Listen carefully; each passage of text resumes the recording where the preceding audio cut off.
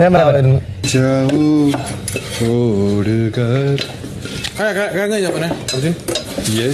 കിഴങ്ങ് കഴിഞ്ഞോ?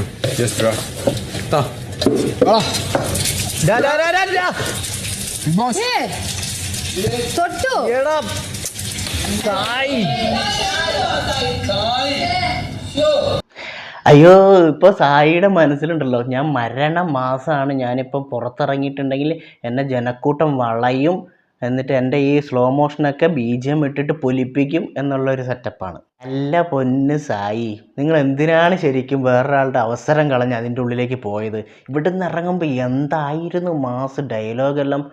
പൊന്നോ, കപ്പും കൊണ്ടേ വരുള്ളൂ. നിങ്ങൾ ഫാമിലി മൊത്തത്തിൽ ഇത് തന്നെയായിരുന്നല്ലോ പറഞ്ഞുകൊണ്ടിരുന്നത്. എന്നിട്ട് അവസാനം എന്തായി? ഒരു 5 ലക്ഷം കണ്ടപ്പോൾ അതും ചാടി എടുത്തിട്ട് വേറൊരാൾക്ക് കിട്ടുന്ന ഒരു അവസരം വരെ കളഞ്ഞിട്ട് പോയി. ആ പാവം ഋഷിയാണെങ്കിൽ കുറച്ച് എമൗണ്ട് കൂടെ കൂടി വന്നിട്ടുണ്ടെങ്കിൽ അതെടുത്തിട്ട് പോയിട്ട് നിങ്ങൾക്ക് പൈസയ്ക്ക് ആവശ്യമില്ലെങ്കിൽ അവനെങ്കിലും പോയിട്ട് രക്ഷപ്പെട്ടതിനായിരുന്നു. അയ്യോ, ഫുള്ള് ലോക തോൽവി എന്ന് പറഞ്ഞാൽ ഭൂലോക തോൽവി. നിങ്ങൾ ഇത്രയും നാളും കാറിലിരുന്ന് മറ്റുള്ളവരെല്ലാവരുടെ ഗെയിമും പറഞ്ഞിട്ട് അവസാനം നിങ്ങൾ പോയിട്ട് എന്ത് തേങ്ങയാണ് അവിടെ മലമറിച്ചത്? എന്നിട്ടിതാ വീണ്ടും സായിനെ സപ്പോർട്ട് ചെയ്യാൻ വേണ്ടിയിട്ട് സ്നേഹ വന്നിട്ടുണ്ട്. സ്നേഹ ഇന്നലെ രാത്രി വരെ പറഞ്ഞത് കപ്പടിക്കും എന്നാണ് പറഞ്ഞത്.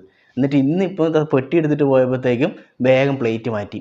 സായി ചെയ്തത് കറക്റ്റാണ്, നല്ലതാണെന്നെല്ലാം പറഞ്ഞിട്ട് സായി നമ്മുടെ പണപ്പെട്ടി എടുത്തിട്ട് ഇറങ്ങിയിട്ടുണ്ട്. ഓക്കെ, 5 ലക്ഷമാണ് കണ്ടത്.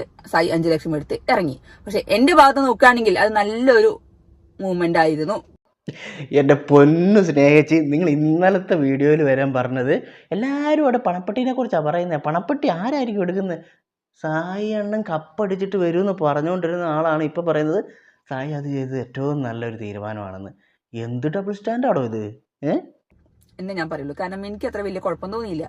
കാരണം സായി വിചാരിച്ചിട്ടുണ്ടാവും ടോപ്പ് 5 വരില്ല, അല്ലെങ്കിൽ വേണ്ട ഒരു പൈസ, അല്ലെങ്കിൽ വേറെ കാര്യം പൈസക്ക് വേണ്ടിയിട്ടല്ല സായി അത് എടുത്തതെന്ന് നമുക്ക് അറിയാം. ആർക്കറിയാം? ഒന്ന് പോയാട്ടെടുത്ത് പൈസയ്ക്ക് വേണ്ടിയിട്ടല്ല. പിന്നെ 5 ലക്ഷം വന്നപ്പോൾ അത് ചാടി വേറൊരാൾ എടുക്കുന്നതിന് മുമ്പ് ചാടി എടുത്തിട്ട് പോവുക ചെയ്തത്. എന്തോന്നറിയ ഇത്? പൈസയ്ക്ക് വേണ്ടിയിട്ടല്ലാന്ന്. ഇത്രയും കളിച്ച് കൂട്ടിയിട്ടും പൈസപ്പെട്ടി എടുത്തിട്ട് ഓടിയിട്ട് ഇപ്പോൾ പറയുന്നത് പൈസയ്ക്ക് വേണ്ടിയിട്ടല്ലാന്ന്. പൈസയ്ക്ക് വേണ്ടിയിട്ടല്ലെങ്കിൽ അത് അവിടെ വെച്ച് മാക്സിമം എമൗണ്ട് വരുന്നവരെ നിന്ന് അത് ആവശ്യമുള്ളവരെടുത്തിട്ട് പോകും, അങ്ങനെ വിചാരിക്കും. ഇതിപ്പോൾ 5 ലക്ഷം കണ്ടപ്പോൾ ഇതിപ്പോൾ ഋഷിയോ അല്ലെങ്കിൽ വേറെ ആരെങ്കിലും എടുത്തിട്ട് പോയാലോ എന്നുള്ള പേടി കാരണം 5 ലക്ഷം ചാടി എടുത്തിട്ട് പോയിട്ട് ഇപ്പോൾ പറയുന്നത് പൈസയ്ക്ക് വേണ്ടിയിട്ടല്ലാന്ന്. അയ്യോ, അത് കൊള്ളാം. കാരണം 1ാം സ്ഥാനം കിട്ടുന്നവർക്ക് ഫസ്റ്റ് പ്രൈസ് മണി ഉണ്ട്, പിന്നെ ബാക്കി സെക്കൻഡ് പ്രൈസും തേർഡ് പ്രൈസും ഒന്നും ഇല്ല എന്നാണ് എന്റെ ഒരു വിശ്വാസം.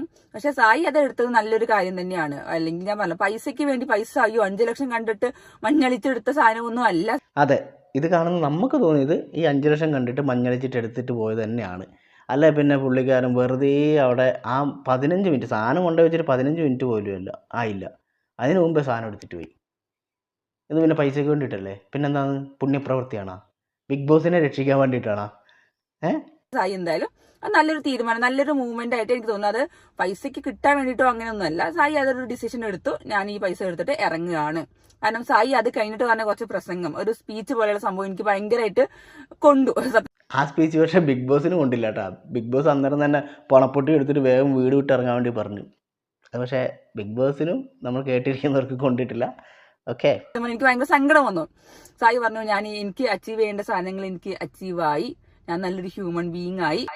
എൻ്റെ പൊന്ന് സ്നേഹിച്ച്, നല്ലൊരു ഹ്യൂമൻ ബീയിങ് ആവാൻ വേണ്ടിയിട്ട് പലരുടെയും അവസരങ്ങൾ തട്ടിക്കളഞ്ഞിട്ട് ബിഗ് ബോസിൻ്റെ ഉള്ളിലേക്കാണോ പോകേണ്ടത്? നിങ്ങൾ എന്ത് വർത്താനാണ് ഈ പറയുന്നത്? നല്ലൊരു ഹ്യൂമൻ ബീയിങ് ആവണമെങ്കിൽ എന്ത് ചെയ്യുക? വല്ല ജുവൈനൈൽ ഹോമിലോ അല്ലെങ്കിൽ മറ്റേ റീഹാബിലിറ്റേഷൻ സെൻറ്ററിലൊക്കെ പോകണം. അല്ലാതെ വെറുതെ ഇത്രയും ആളുകൾ ഇങ്ങനെ കൊതിച്ചിരിക്കുന്ന ഒരു വേദിയിലേക്ക് പോയിട്ട് കപ്പടിക്കും എന്നുള്ള പേരും പറഞ്ഞ് അതിൻ്റെ ഉള്ളിലേക്ക് പോയിട്ട് ഇപ്പം പറയുന്നത് നല്ലൊരു മനുഷ്യനായി തിരിച്ചു വന്നു, നല്ല മനുഷ്യനാവാൻ വേണ്ടിയിട്ടാണ് പോയെന്ന്. അതെനിക്ക് മനസ്സിലാവുന്നില്ല, അതെന്താ സംഭവം? ഞാൻ വിചാരിച്ച സാധനങ്ങളൊക്കെ നടന്നു. അതെനിക്ക് ഈ പ്ലാറ്റ്ഫോം എനിക്ക് നല്ലോണം ഉപകാരപ്പെട്ടു എന്ന രീതിയിൽ കുറെ കാര്യങ്ങളൊക്കെ പറഞ്ഞപ്പോൾ എനിക്ക് ഭയങ്കര വിഷമം തോന്നി. സായി തന്നെ പറഞ്ഞു, ഇനി ഞാൻ അടിക്കാൻ പോവാണെങ്കിൽ എനിക്കൊരു ഗിൽറ്റ് ഫീൽ ഉണ്ടാവും. അതായത് ഞാൻ നല്ലൊരു മനുഷ്യനിൽ നിന്ന് വീണ്ടും വേറെ എന്തോ സംഭവം അച്ചീവ് ചെയ്യാൻ പോകുമ്പോൾ എനിക്ക് തന്നെ തോന്നും അത് എനിക്ക് അർഹതപ്പെട്ടതല്ല എന്നുള്ള രീതിയിലാണ് സായി അത് പറഞ്ഞത്. ഞാൻ ഒരു കാര്യം പറയാം, അങ്ങനെ അർഹതപ്പെട്ടതല്ല എന്ന് തോന്നുവാണെങ്കിൽ ഇപ്പം ഈ പറയുന്ന 5 ലക്ഷവും തനിക്ക് അർഹതപ്പെട്ടതല്ല എന്ന് വിചാരിച്ച് അത് അർഹതപ്പെട്ട ഒരാൾക്ക് വേണ്ടിയിട്ട് അത് വിട്ടുകൊടുക്കണമായിരുന്നു.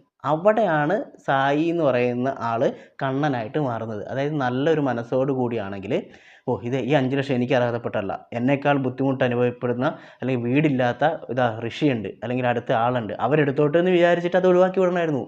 അങ്ങനെ വിചാരിച്ചിട്ട് നിൽക്കണമായിരുന്നു. അല്ലാതെ ഇത് 5 ലക്ഷം കണ്ടപ്പോഴത്തേനും പെട്ടെന്ന് ചാടി എടുത്തിട്ട് ഓടിയാൽ അതെങ്ങനെ നമുക്ക് ന്യായീകരിക്കാൻ വേണ്ടി പറ്റില്ലേ? ഒരിക്കലും പറ്റൂല.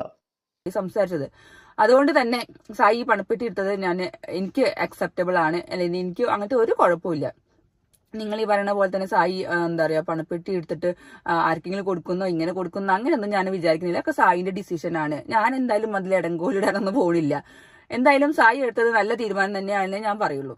എനിക്ക് ഒരു കുഴപ്പം തോന്നിയിട്ടില്ല. അത് കാരണം അത് നമ്മള് ബാക്കി എല്ലാവരോടും നമ്മൾ കണ്ടു അഭിഷേക് ഋഷിനെ മാനിപ്പുലേറ്റ് ചെയ്യാൻ പോകുന്നുണ്ട്. അത് ഋഷിനോടുള്ള സ്നേഹം കൊണ്ടാണോ ജെന്യൂൻ സ്നേഹം കൊണ്ടാണോ എന്നൊന്നും എനിക്കറിയില്ല. ഋഷി എടുത്തിട്ട് പോയി കഴിഞ്ഞാൽ ഋഷിന്റെ വോട്ട് ഇങ്ങോട്ട് കിട്ടിക്കോട്ടെ എന്ന് വിചാരിച്ചിട്ടാവും അഭിഷേകൊക്കെ ചെയ്തിട്ടുണ്ടാവുക. സാവിനെ നമ്മൾ കണ്ടു. അവിടെ പണപ്പെട്ടി ഡിസ്കഷൻ കുറെ ദിവസമായിട്ട് നടക്കുന്നുണ്ട്, ഒരു 3-4 ദിവസമായിട്ട് നടക്കുന്നുണ്ട്.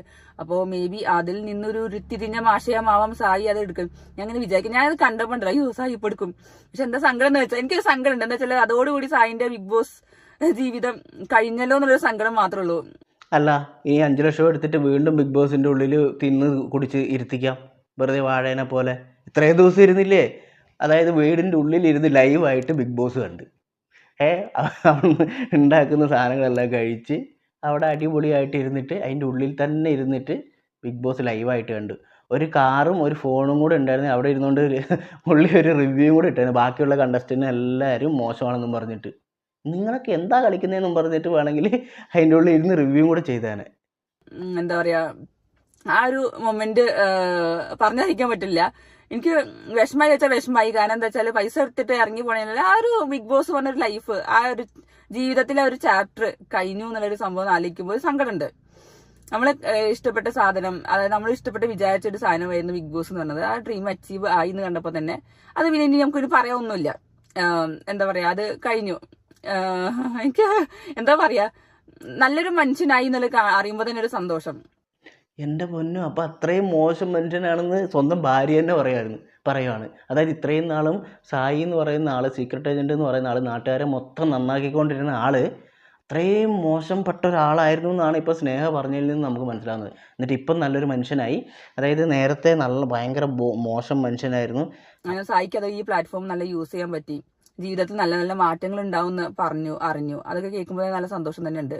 പിന്നെ നിങ്ങളെല്ലാവരും പറഞ്ഞ പോലെ സായിയാണ്, എനിക്ക് അത് ഏറ്റവും രസം തോന്നി. സായിയാണ് ഈ ബിഗ് ബോസുകളിൽ വെച്ചിട്ട് ഏറ്റവും വേസ്റ്റ് കണ്ടസ്റ്റന്റ്.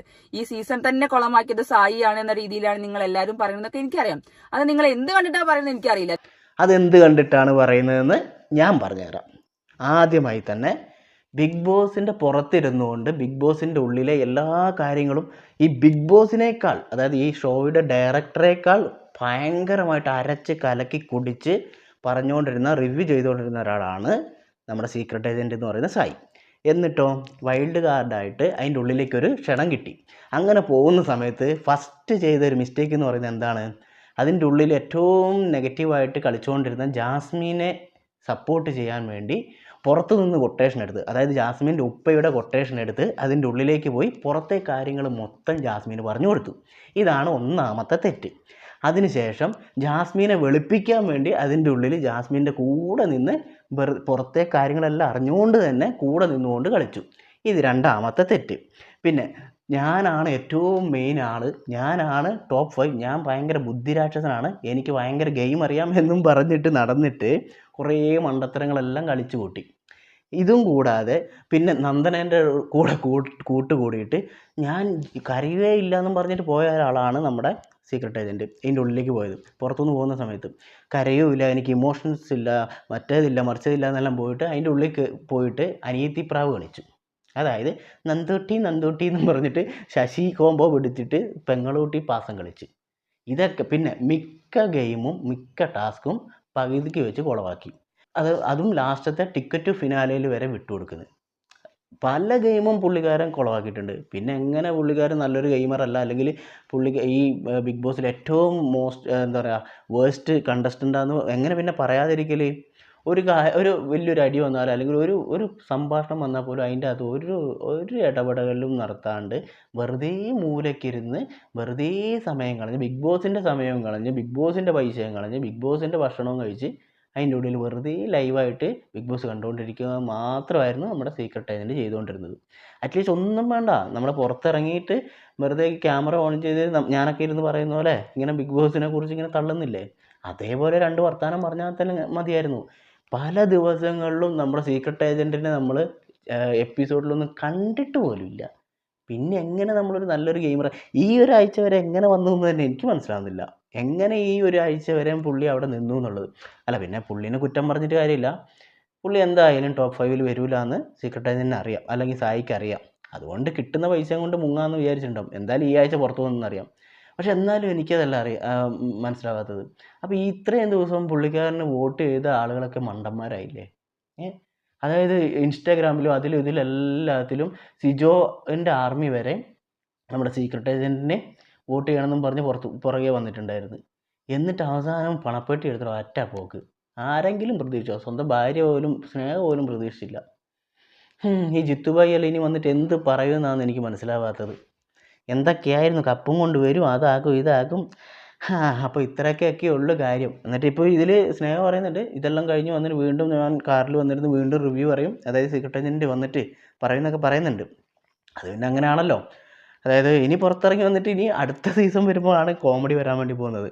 അതിൻ്റെ ഉള്ളിൽ പോകുന്നവരെ വാഴാന്നും മറ്റേ കളിക്കാത്തവനെന്നും ഇതെന്നൊക്കെ പറഞ്ഞിട്ട് ഡയലോഗ് അടിച്ച് വരും. അത് പിന്നെ പറയാതിരിക്കാൻ പറ്റില്ലല്ലോ. അപ്പോൾ ഇതാണ് സംഭവം. അതായത് മാസ്സാക്കാൻ വേണ്ടി നോക്കി അവസാനം ഫ്ലോപ്പായി.